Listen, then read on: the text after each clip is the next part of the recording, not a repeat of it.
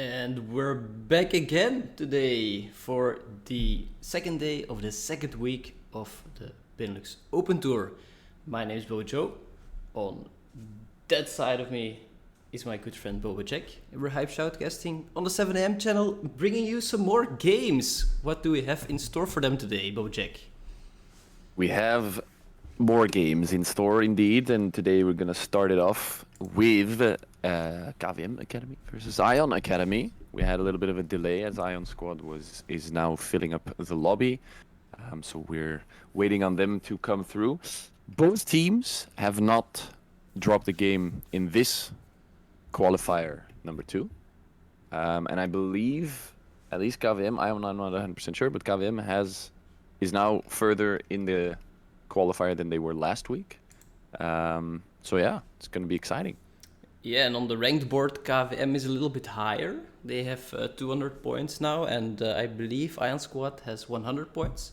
So if Ion is managing to take this one, then they'll at least be at the same level as KVM Mechelen Academy, or they could potentially go higher, of course, when they enter the semi-finals.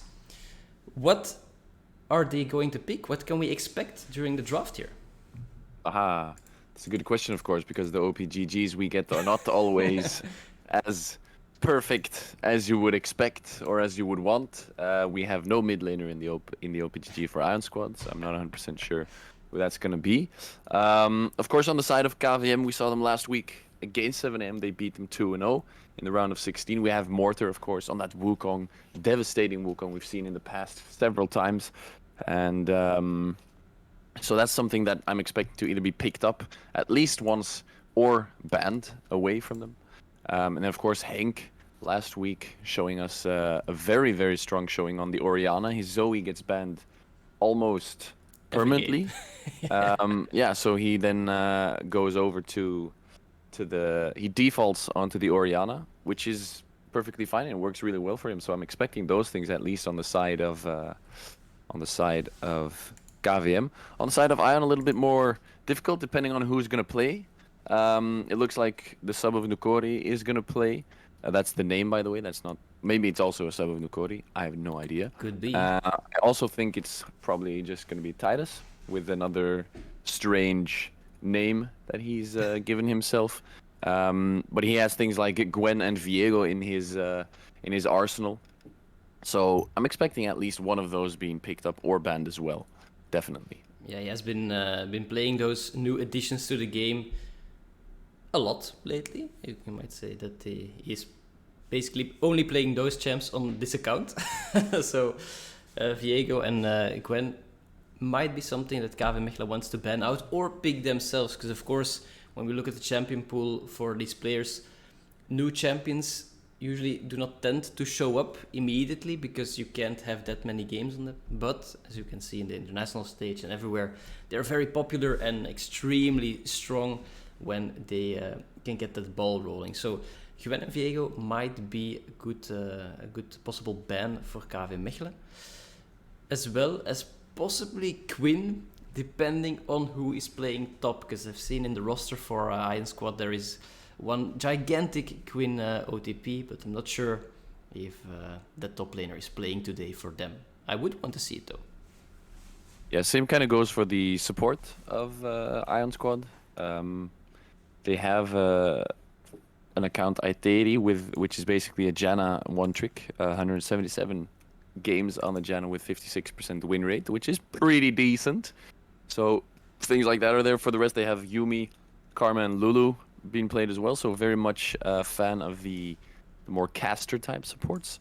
Of course, there's also Damalot in the Ion Squad OPGG, which kind of caught me by surprise. I had no idea. And he has more things like the Alistair Thresh, Blitzcrank, probably Rel Leona, all those things. So that's going to be, depending on who's playing, really, the entire Iron Squad draft kind of depends on all of that.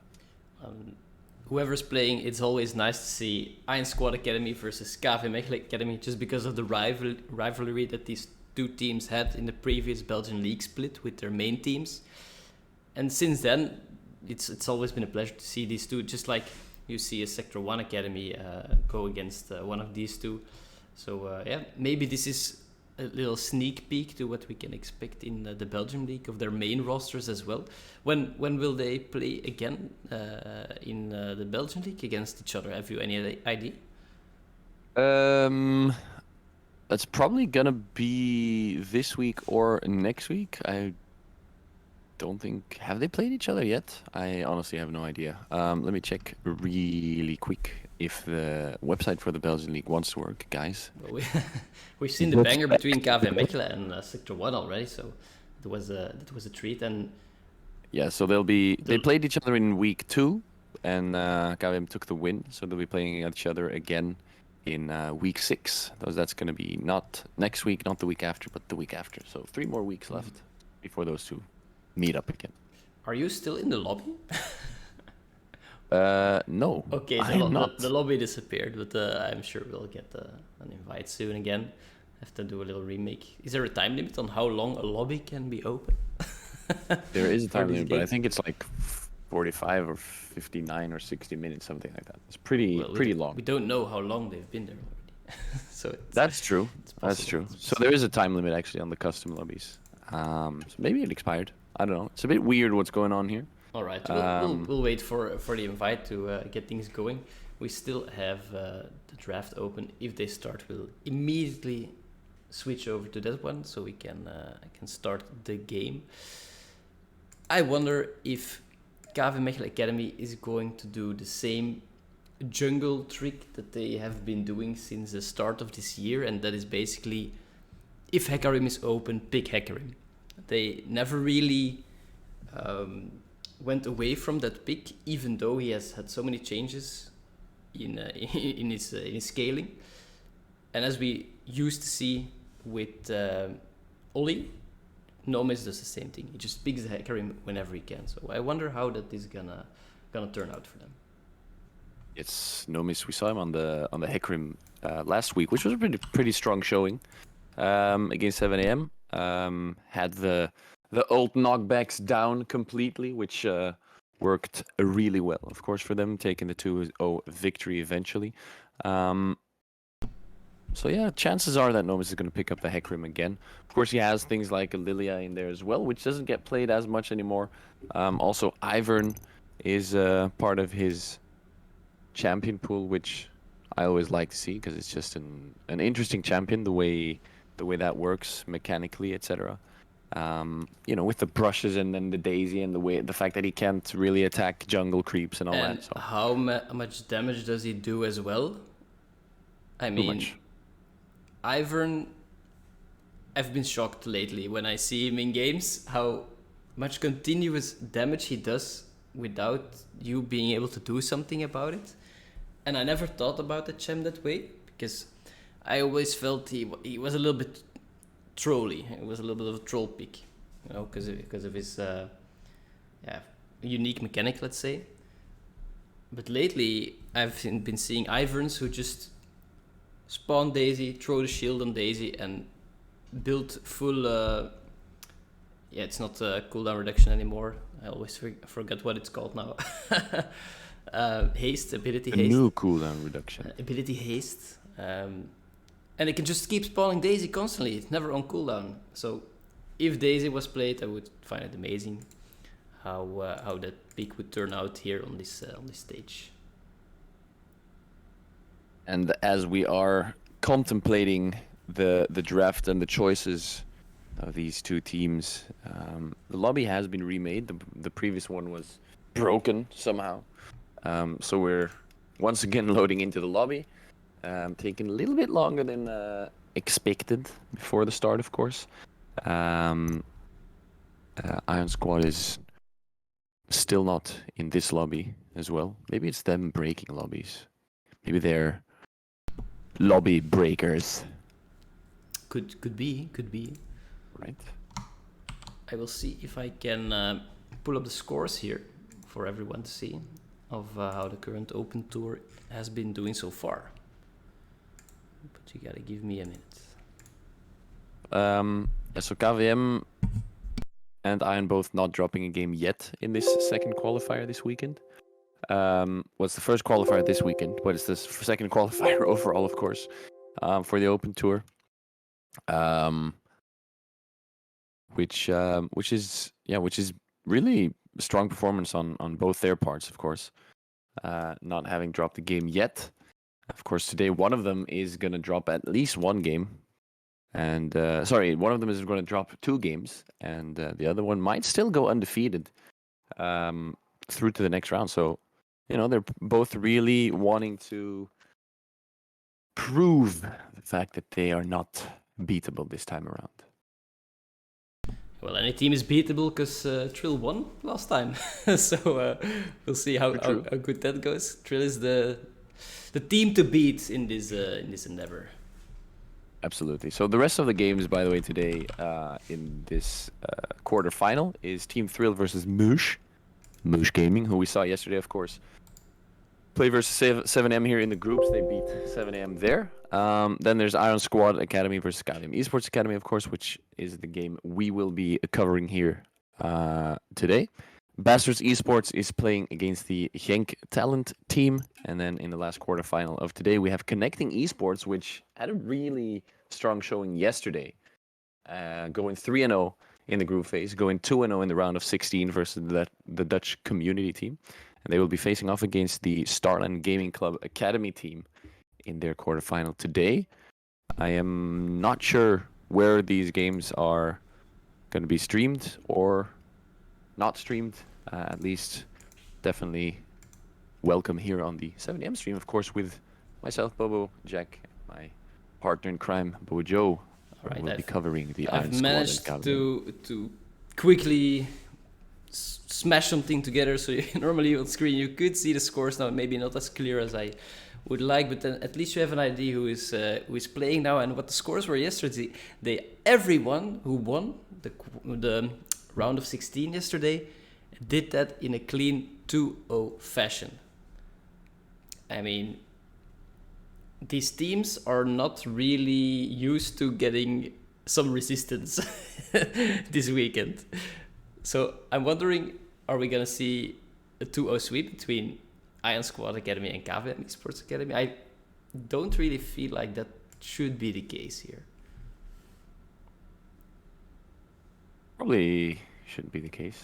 I mean, we'll have to see, of course, if the games are able to continue, as we are still waiting for Iron Squad to show up to the lobby. And until that happens, the game is not going to start, or they're going to have to 1v5 or 2v5 or whatever, depending on how many people. Titus can 1v5. Stream into the lobby. Titus can 1v5. Possibly. I mean, he's the only one. I believe the only one who's had. Actually, no, that's not true. Nomis and Henk have had Belgian League experience as well. He is the only one, however, who's played in the playoffs of the Belgian League out of all these players. Unless Damelot is playing for Iron Squad, then of course he has as well. Yeah, it could be. And again, I kind of want to see the road of Connecting Esports unfold, because if people watched the games yesterday, it was insane how they had this macro movement of the entire squad. There was no one out of position whole game, at least the game that we saw between 7am and Connecting Esports. And they also made Moosh Gaming, who went through in the groups as well, they made Moosh Gaming surrender at 17 minutes in the game. Moosh Gaming just beat Dynasty yesterday in the round of 16, 2-0. So I feel like there is somewhere a skill gap there. And I'm not sure how they didn't manage to get through the groups last week.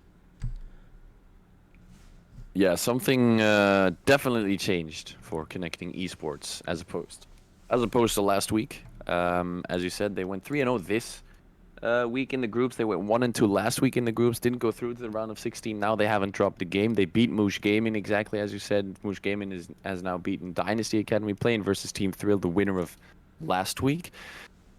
Imagine Moosh Gaming beating Thrill. Connecting Esports is then on paper the strongest team in the Open Tour. Of course, not exactly the way that works, but let's just go with it for now.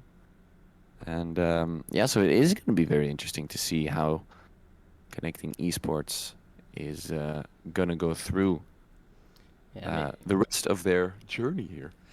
Maybe a small update on the situation. It seems that Iron Squad were missing a player. That's why there is a little bit of a delay here. But it seems like we have 5 people on their site in the lobby now. So should be okay to start without, of course, having to drop a game for it, because we know how sad it is, and it is actually happening. I can't believe it. We are going into the draft. Going into the draft. It's insane. Get ready, hold your horses. Everything's gonna be a-okay, guys. As we are indeed into the draft between these two teams. Except it hasn't completely started yet for me. Never mind, we're still waiting. It did start, and then they paused it again, I think. Yes. This is terrible. Or draft lol broke. Draft lol can break. Draft lol can never break. It's unbreakable will. Draft. Unbreakable, Kimmy Schmidt. I see. Right, guys? People are readying, so Yes. I'm gonna assume that we're flying into the draft. And are we gonna see Akali bans? Because we see that it's not really on like the repertoire of op.gg for these players. But I mean, if you are a self-respecting mid laner at this point in the high tiers, you are playing Akali. So I feel like it's a ban or it's a first pick, nonetheless.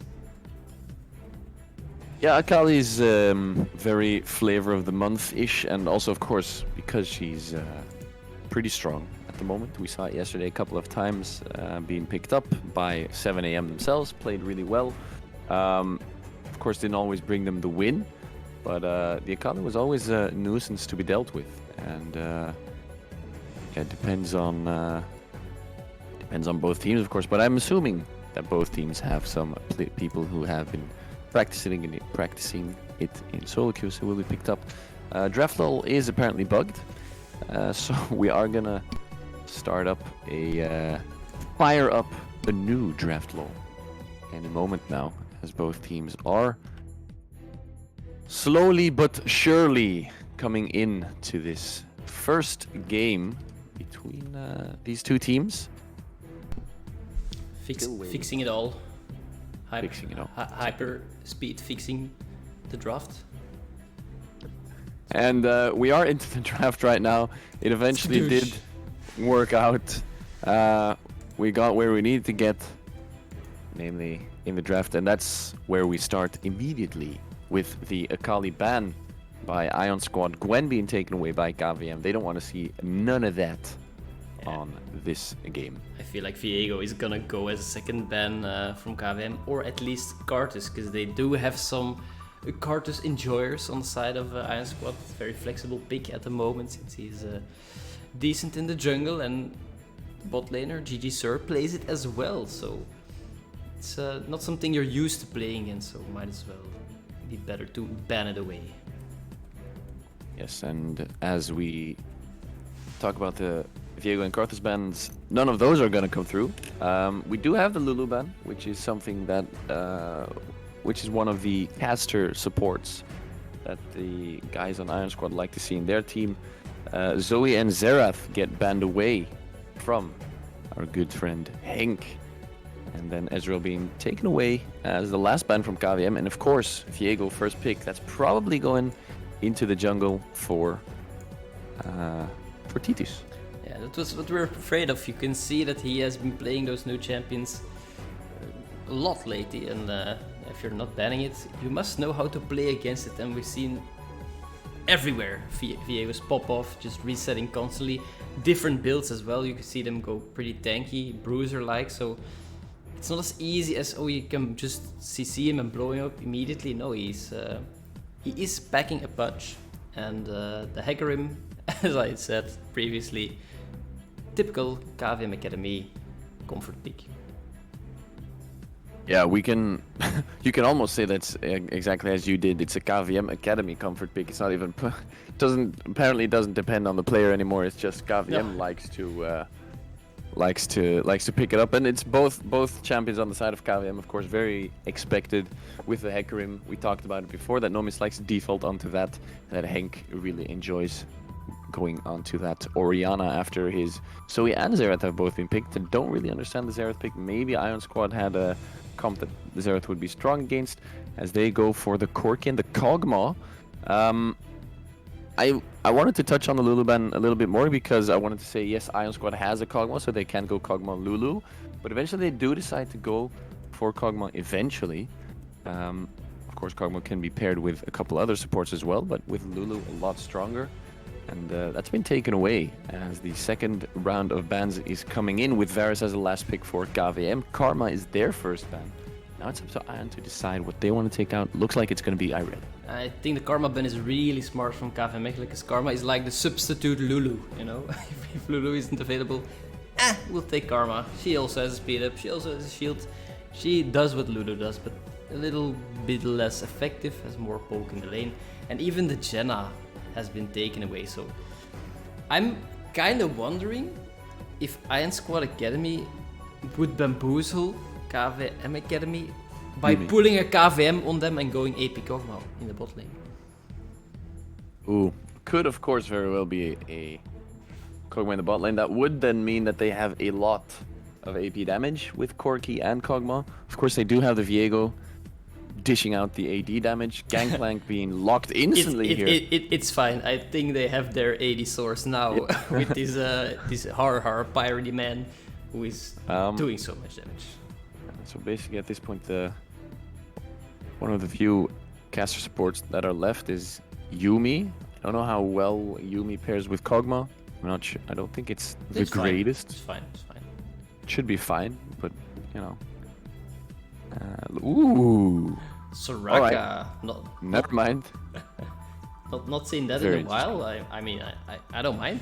Soraka is basically the person that says in lane, guys, we're gonna chill. We're gonna play passive.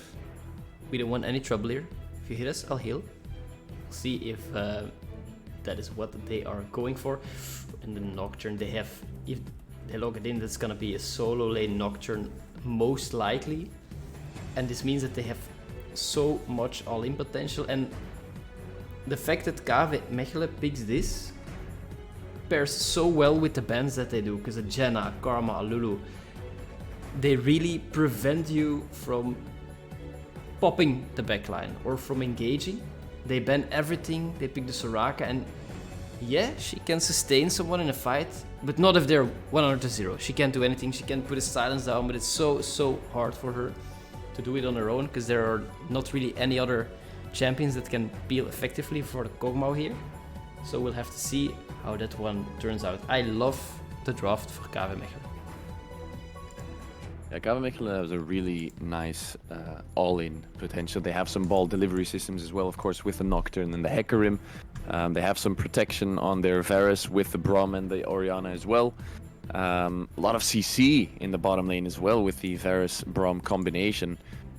You could think, you know, the stacks on Braum, they're not going to be applied as quickly with the Varus, but eventually he does get some attack speed from the passive. He does have his ult, of course, so at level 6.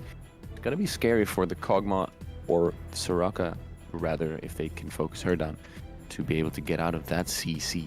So as you said, I'm enjoying this KVM comp as well.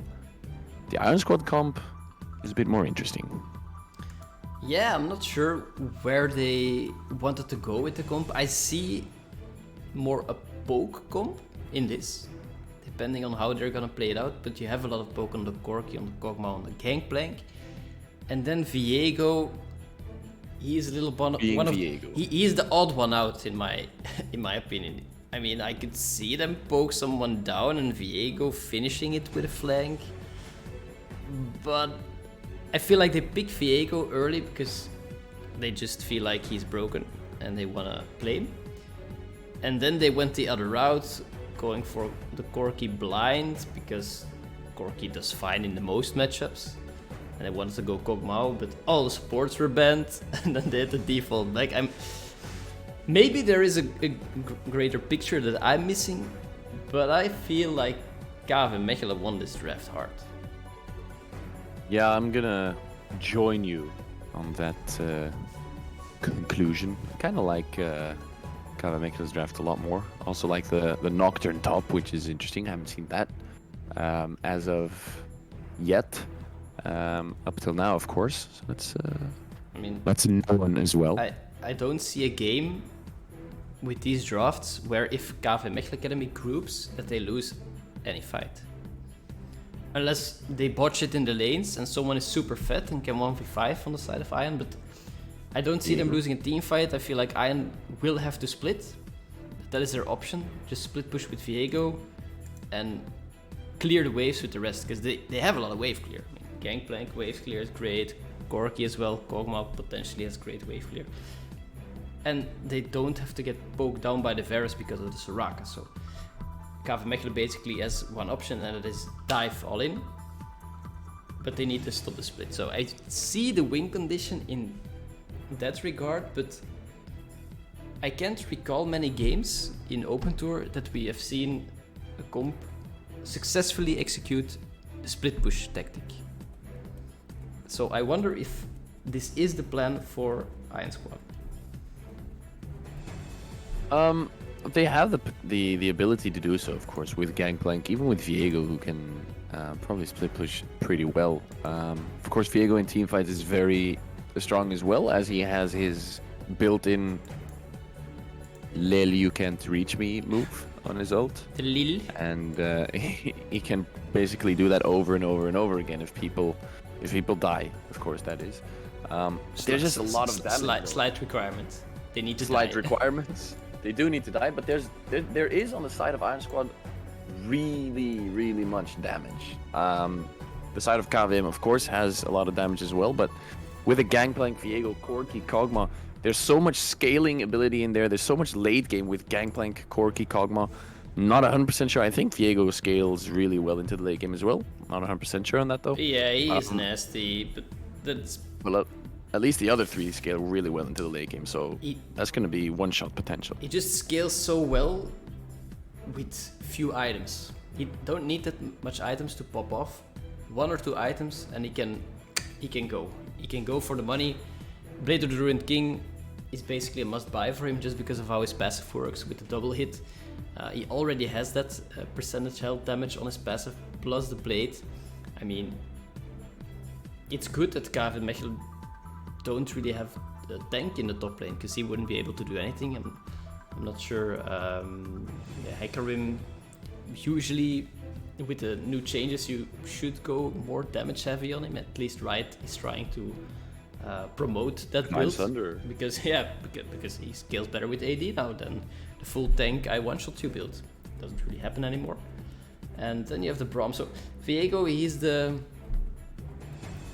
extreme 1v1er. However, Nocturne, I don't know who wins that one. It will depend on if they get ahead. Mortar, of course, the great solo laner, but he's not on the Wukong or the Shen this time. I don't think I have seen him on Nocturne top yet. I don't think so either. So it's not only a first for me to see the Nocturne top in the Open Tour, but it's also first, which of course then per definition makes it first on any top laner. And so also of course on Mortar, who we haven't seen. I like the Nocturne pick though. You can spell shield some barrels, which gives you more opportunity to walk into the Gangplank, who of course likes a kite back with his barrels. Nocturne has the potential to actually walk into those, and if he uses spell shield correctly, can just negate all that damage and just run into the Gangplank. Of course, on the other side, Nocturne is really good in the 1v1s. Why? Because he has a pretty decent fear in his kit. But then you have Gangplank, who has very decent oranges, and then the fear doesn't really matter anymore. He has them oranges as they finally go onto the Rift for this first game in the best of 3 quarterfinals between Iron Squad Academy and KVM Mechelen Academy. Let us know in chat who you think that will win, because of course this is because of the generosity of 7 AM that we can stream this here. Let's see what they give us.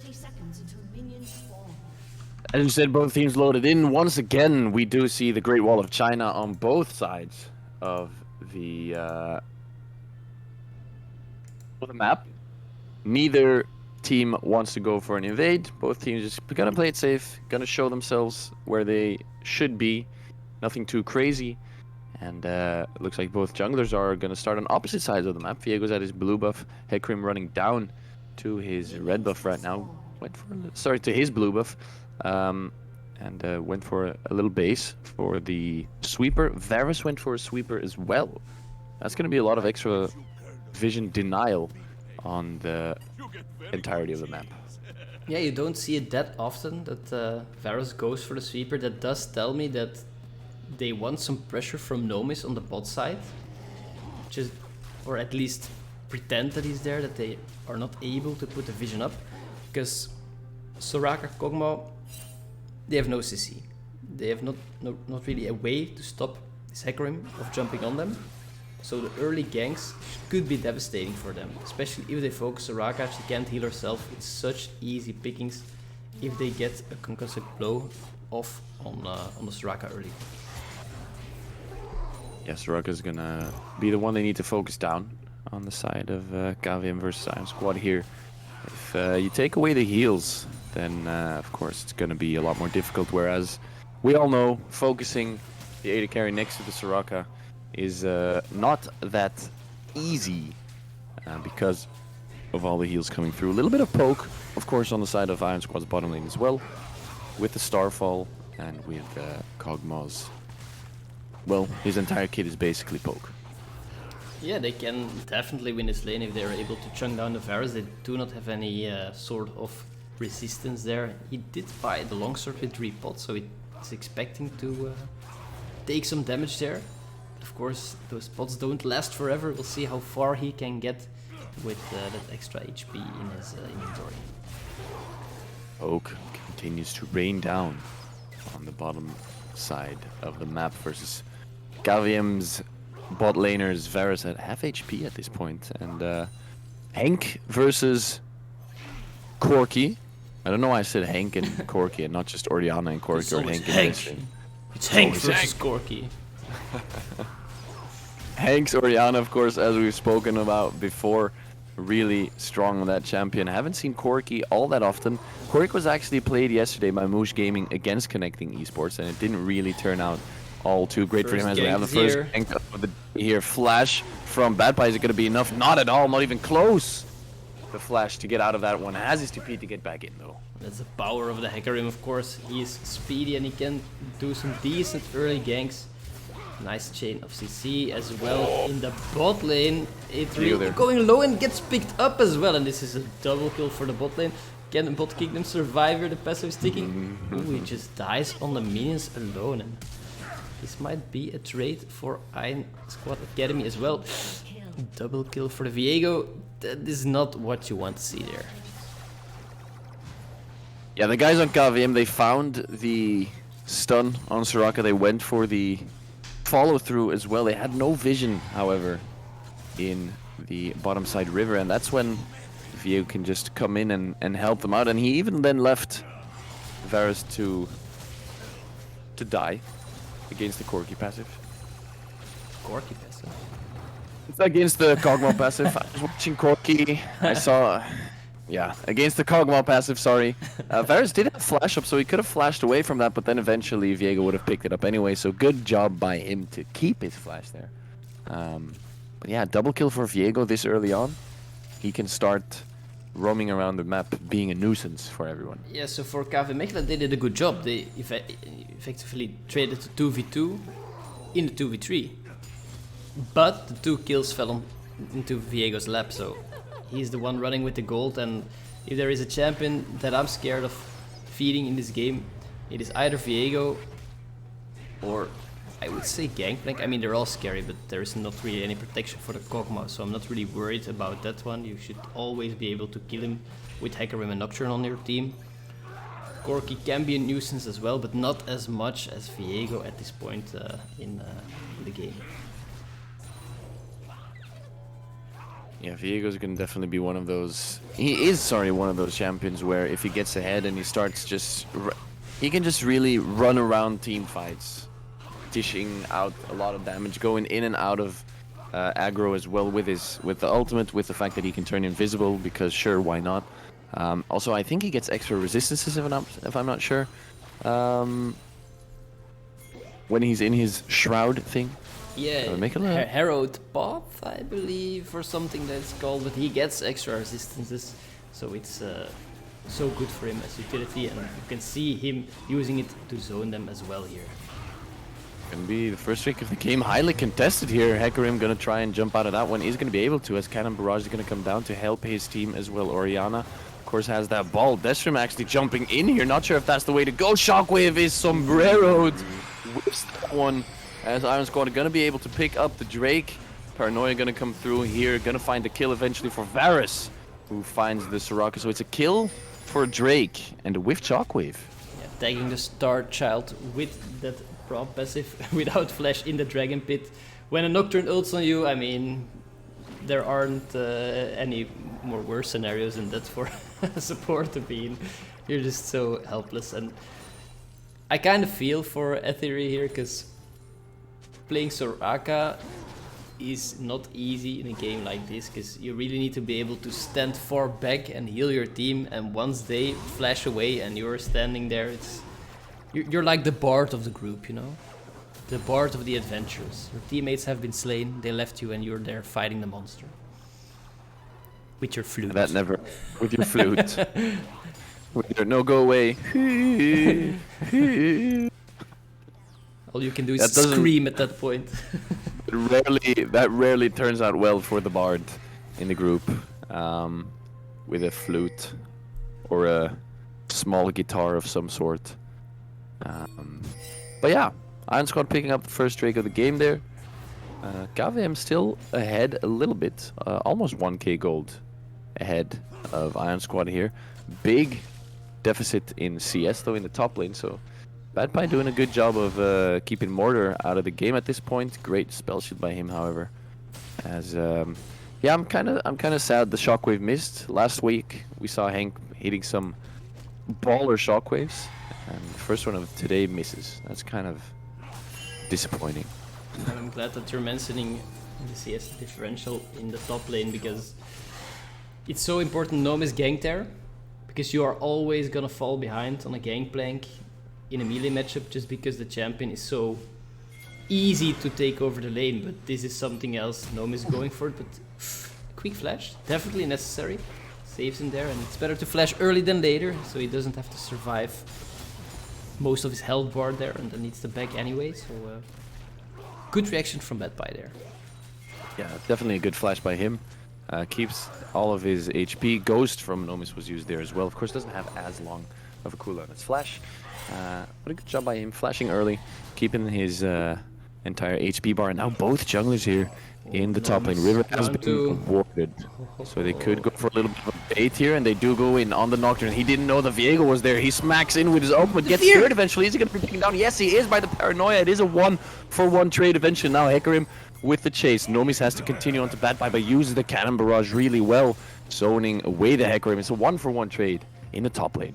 And that was very close to being a total win for Iron Squad if sub 2 of Nukori was able to get the reset there, was able to take over Mortar. It would have been easy pickings. Meanwhile, bot lane going in hard on the support, and they pick Ethery up as well. Yeah, Bot Kingdom reaches level 6 on his Varus, throws out his Chain of Corruption basically instantly. And yeah, as we said, if they find the Soraka, there's just too much damage and too much CC. Viego, however, here in the bottom lane might be able to ring around the Rosa here, come in from behind, as Kog'Maw goes relatively aggressive. And now Viego is going to come in here with Invisible Path. Nothing happens though. Sad life. I kind of misunderstood you there for a second. I thought you said Butt Kingdom instead of Bot Kingdom, which is ironically very fitting because his support is super farter, but I mean, we'll go with bot king. That is ironically very fitting and also classic you that you kind of hear those types of things. Yeah, or you're baiting me by saying that and No, then no, no, pretending no, you no. didn't. I mean, that's No, something no, that no, you no, no, would no. do to me on the stream, so... That is something I would do, but I think the chat heard and can replay the VOD. I said bot kingdom and not bot kingdom. We will do it on minute 10. I will check it out later, so... Fine. we'll clip it. Clip the butt. Clip Boba Jack baiting me. Clip the butt, please. Well, first Dragon was picked up, of course, by Iron Squad. Second Dragon is spawning in 20 seconds. It will be a Mountain Dragon, so the Infernal is still possible, of course. The Drake that you want to see when you have those early Drakes. Advantages up. Neural Mortar returning to the lane. Might want to look for a fight with Bad Pie here. He wanted to look for the fight, but Bad Pie decided to just run away from that. And nothing really comes of that, as the next Drake has been spawned here. Not has been spawned, has spawned. Teleport I don't coming know. in already from the Gangplank. They really want to take this second one of the game. Yeah, The vision. whole squad of KVM is coming. They're not letting it go through. This is gonna be a big fight. Hecarim ults, but eventually hits no one, uses ult to basically get out of that. Another missed shockwave gonna come in with the package, gonna do so much damage. No one's died. Yes, eventually Nomis does go down. Mortar finding the kill on Bad Pie, but goes down himself eventually. Now the chase is on Superfart. It's gonna go really low. Soraka heals. This is gonna be enough. Yes, it is. No, it isn't. Look at Braum getting out of that one with the door, saving himself with 1 HP basically. As Hecarim goes really low as well. Hank goes even more low. And Ion Squad winning the fight and being able to pick up this Drake as well. While Braum, he went low. If he didn't have his door, he would have been dead. So many low health bars on both sides, but it is eventually Iron Squad Academy that has the better sustain in these longer fights. They have Viego that's able to take over Mortar's Nocturne with such low HP. It heals him, and then of course you have Soraka bring everyone back up, meaning that KVM needs to forfeit the fight, forfeit the Drake, but they don't lose as many members as they potentially could have, because there were some low health bars on their side as well. Yeah, on the side of Ion, definitely some low health bars. And it's kind of interesting, the fact that before the game started, we both said, look, if the team fights are going to burst out, then it should be KVM coming out on top. But it's been Ion Squad twice already taking the fight to their end and taking advantage out of these team fights. Of course, we've seen two whiffed shockwaves. To be honest, the onslaught of shadows in that last team fight wasn't the greatest either. So the combination that KVM can put down potentially hasn't really been there. They do have the press R win fight potential. They just haven't been able to pull it off yet. Yeah, and it was a great difference in the fight if Viego would have died, because they made a nice CC chain onto him with the Braum passive, and he eventually flashes the shockwave right at the end with 5% HP. Nocturne follows up, but he doesn't ult the Viego. He ults on the Kog'Maw, which is of course your priority target. However, Viego at the moment, he is going full damage with the Kraken Slayer. You might want to consider focusing him as well, especially if he's so low, because now he got the reset off. So it's always hard when you're playing a full damage comp to know, okay, we need to kill the carry. Oh wait, but they're all carries. And if everyone's a carry, no one is. a carry. That's exactly how that works. Meanwhile, the gold is basically dead even, despite two Drakes for Iron Squad, which of course gives them a slight edge because of the little buffs that the Drakes give to them. We do, by the way, have a Cloud Rift, meaning more ults, which, to be honest, for Iron Squad, doesn't really matter that much. Kog'Maw's ult is basically zero. Corki's ult cooldown is not the greatest either, and once Viego gets going, he can just continuously press R as well. So basically, it's for Wish and the Cannon Barrage. On the other side, for KVM, however, it would be insane if they can continue to press R more often, and now the gank in the top lane. Bad Pie not really looking to get out of this. Eventually with the flash, Nomis with the ult to get through. He is gonna survive. Gets out alive. Successful gank on Gangplank, and you can see how hard it is to kill this Gangplank. He's also building the Divine Sunder, of course, it's such a strong item at the moment. Makes him more tanky, and Gangplank is one of those champions that really says to you, we're only gonna fight when I want it, and it seems like Iron wants to fight on the bot lane, but good ultimate from Varus keeps them at bay. Exactly, a great chain of corruption there by Varus to keep the Viego away, otherwise it could have been annoying for KVM there. 8-5 in kills, 27 to 26k in gold. KVM slight gold lead. Once again, the two Drakes are on the side of Iron Squad. That means they would go towards the Soul a lot quicker than KVM at this point. But once again, for Iron Squad, not as crazy as it would be for KVM. Imagine the paranoias, the onslaughts of shadow, shockwaves, chains of corruption, glacial fissure, all every minute or two being thrown at your face. I wouldn't want it. But of course, you're only taking into account the passive from the normal Drakes. If you have the Soul, you get that extra movement speed, and that is something that everyone wants. See here a full 1v1 Mortar going at it, Bad Pie nowhere to run, but can he win this Mortar? Not enough sustain to fight Bad Pie. The Divine Sunder just makes him too darn tanky. Yeah, at this point, the Divine Sunder, really strong, of course, makes him too tanky. We see 3 Divine Sunderers on the board. Hecarim has one, Gangplank picking one up, Corki has one as well. And Varus, once again, we've seen it previously, we've seen him build several things, but he does go for the Prowler's Claw, the dashing Varus build. Yeah, it's always great to have that dash in your kit. You're not building it for the dash, it's just a little extra. You can dash to a minion and then ult to do that unexpected engage on your target. But meanwhile, talking about unexpected, Iron Squad was putting a little bait in the brush here, but it looks like they're immediately going for the dragon. I mean, these guys, they don't let anything go uncontested.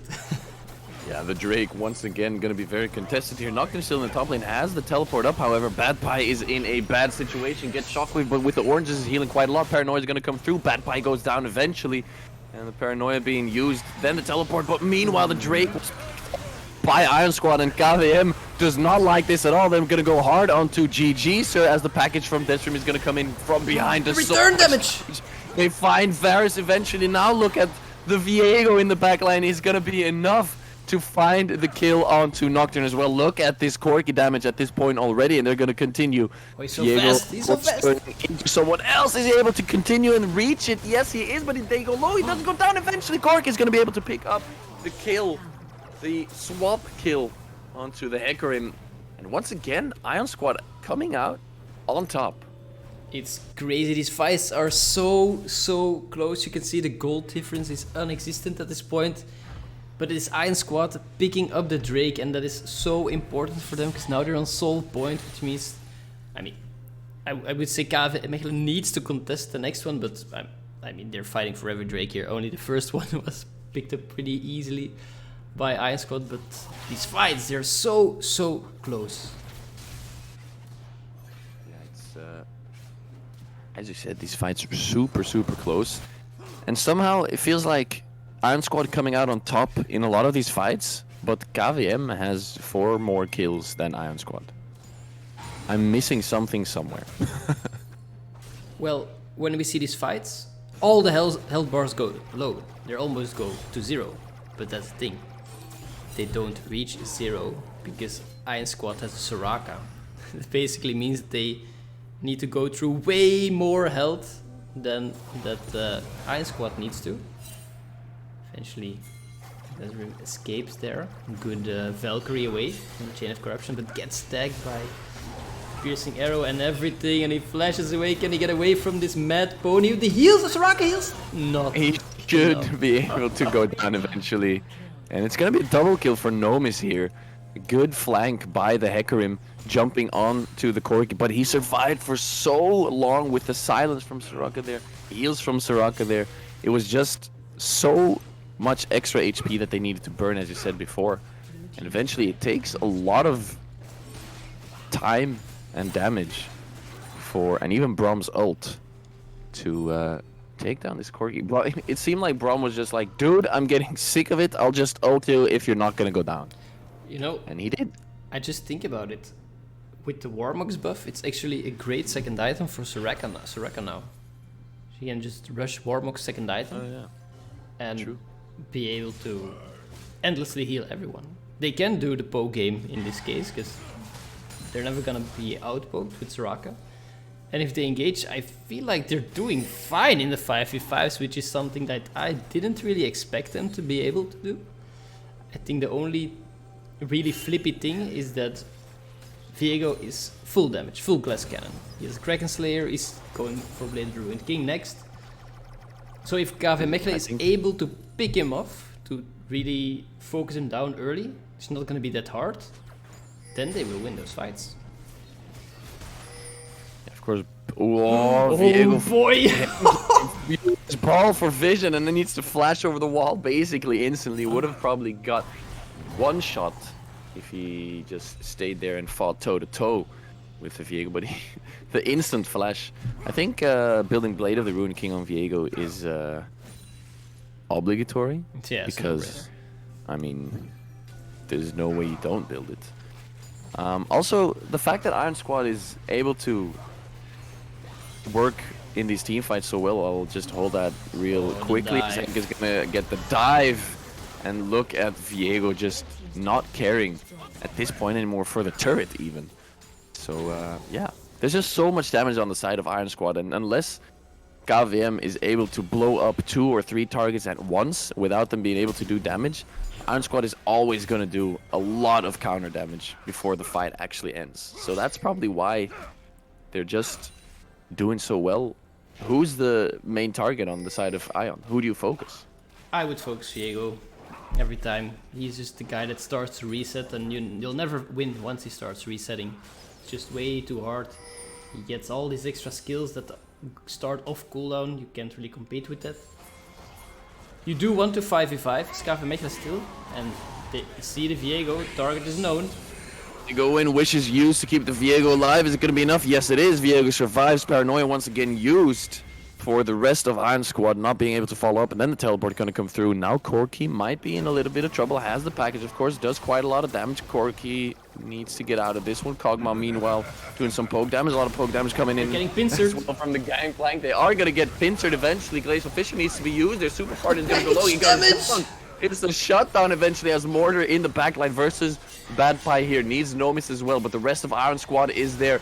Viego's on the way. Soraka's behind them, ready to heal everything, and every damage that gets thrown at them doesn't matter. Look how far they chase. And again, Iron Squad goes for the fight. They win it 2-for-1, and it's gonna be the Cloud Soul for them at 23.5 minutes into the game. Beautiful pincer move by Iron Squad there, and yeah, it was Desrim carrying that fight. Did a great package right into the corridor there on the river. So much damage. They stood in there. They were keep taking the damage, and yeah, he wins the fight for them right there. And you can also see KVM trying to be proactive, trying to engage on Viego early on, but Soraka, man, the wish then combined with a W with a restore heal. You just can't insta one-shot him, apparently. I really thought that Hecarim and Nocturne would have the damage, but Nocturne was not close enough to follow up with the Paranoia. I think it's the second time, by the way, that Nocturne uses Paranoia and then TPs in. So they actually find a pick, someone who's out of position. They want to go into to kill the person they find with a pick, of course. And then Nocturne uses Paranoia before TPing in, so the rest of Iron Squad can't really do anything about it because they don't know where to go, they don't know where their teammate is. And then the teleport comes in, of course, then you lose the second part of the Paranoia, which is very strong as well, of course.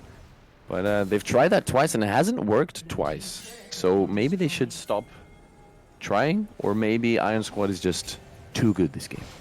And yesterday we talked about Shen into Nocturne, you know, Nocturne ults and Shen is not able to ult because he doesn't see the target he's clicking on.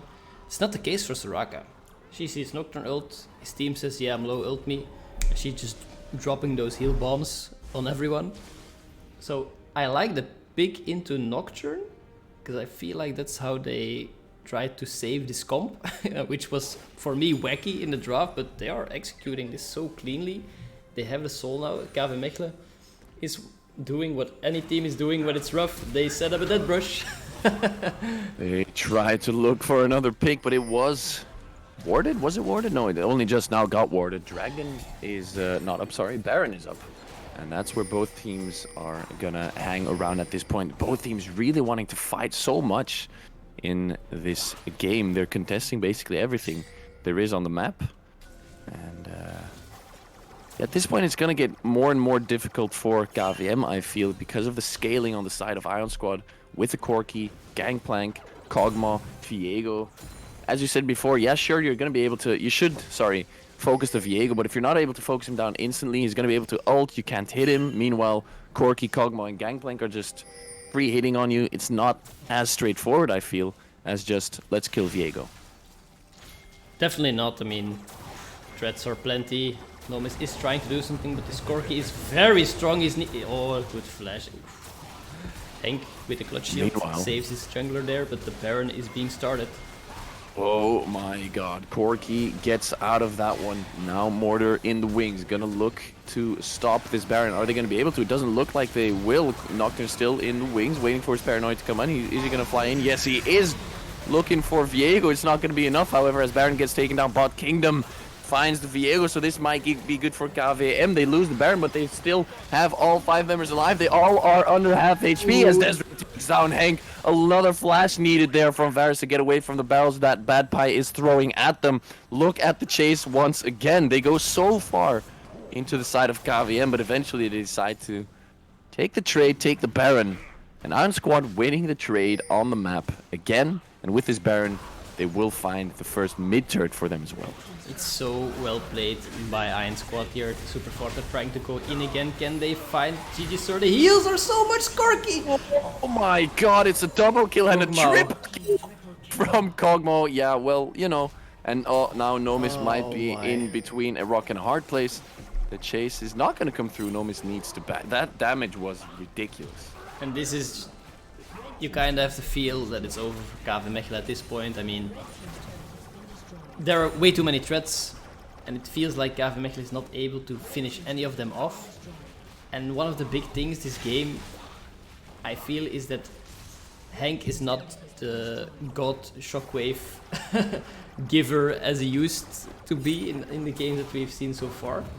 Last week he did some massive 4-man shockwaves against 7M, but this game he's not really able to find those key targets in the fight. Last fight he only ulted Kog'Maw, but as we said, there's so many carries, it doesn't really matter. If you're able to execute one of those carries with all those ultimates, you really need to chain them all up or you're not gonna win. And that's what KV Mechelen needs to find in this scenario. They are 9k gold behind. Only the perfect wombo combo can save them here.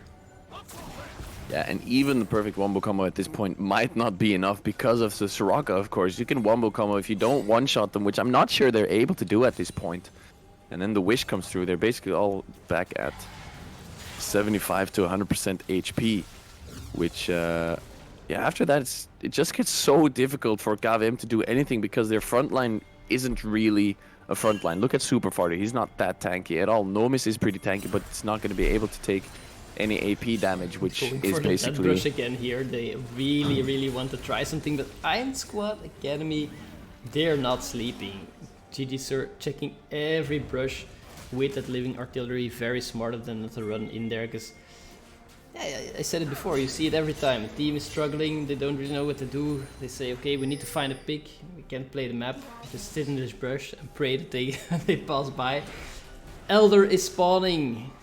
3 seconds. These boys are gonna fight for it. This might be the last fight of the game because we're poking away using the package. Pincer move again, and the fight instantly finds Super Far. The Nomis needs to ult away from the fight. Chains of Corruption get used here. Shockwave as well as they go really deep onto KVM. They find Viego eventually. Look at the damage though. Bot King is not going to be able to survive. This one uses the Prowler's Claw to dash in for a little bit of extra damage, but Bad Pie is basically at half HP, and now Desrim gonna chase onto Hecarim. Is it gonna be enough? They're not gonna be able to find him eventually, but that's 3 kills for Iron Squad, only 1 for KVM. Elder Drake hasn't even been started, but there's gonna be 2 open inhibs here going down. KVM's base is in a lot of trouble. They might be even able to finish the game here as they do continue to push into the Nexus turrets here with these minions. Nomis isn't in the base yet. It's starting to recall right now. It's Nocturne, Nomis, and Braum here trying to save the base. Is it going to be enough? There's so much damage, as we said before, on the side of Iron Squad. Look at Bad Pie just going in. Morden needs to use his stopwatch there as the fear comes through as well. Nomis trying to... He goes down. Look at this. They're playing for KDA, guys. They're playing for kills. They're playing for assists. It doesn't matter. Another whiff. Chocolate gonna come through. Now they're gonna maybe fountain dive even as the Nexus is open. It's at half HP. And game 1 between Iron Squad and KVM Mechelen goes Iron Squad's way, and it doesn't end in a freeze. Crazy this. I mean, Iron Squad, they really show what they can do here. I mean, they play the game so cleanly. KVM Mechelen says, we do the combo draft, we're gonna take you out, but it's not happening. They're just taking the game over. There's just too much damage going on the side of Iron Squad there. If you look at the damage charts, Corky just smacking everyone. Had a couple of very nice usages of his package. It just does so much damage. If you stand in the Corky package, you're basically screwed. As a carry, even as a tank, it just does so much damage. And he used that really well to kind of... There was a lot of pincer moves going on from Iron Squad. And Corky was a big part in that. So props to Iron Squad pulling this off after... I mean, probably Caster Curse, right? We said KVM had a teamfight comp and then they didn't. Could be. I mean, first. Iron Squad said, we aren't afraid of your Hecarim, we're not afraid of your Orianna. Pick all the comfort that you want, just not the Wukong. Gonna ban that one, because Mortar is a mean monkey player. And yeah, they bag up the win in this first game of the best of 3. Not sure if they're gonna start immediately with the next game, because of course first game had a little bit of a delay to get started, but means we're going to have a short break, so don't go too far, because we'll be right back with the second game of this best of 3, where KVM Mechelen Academy will try to crawl back into this game and make it a 3-game series.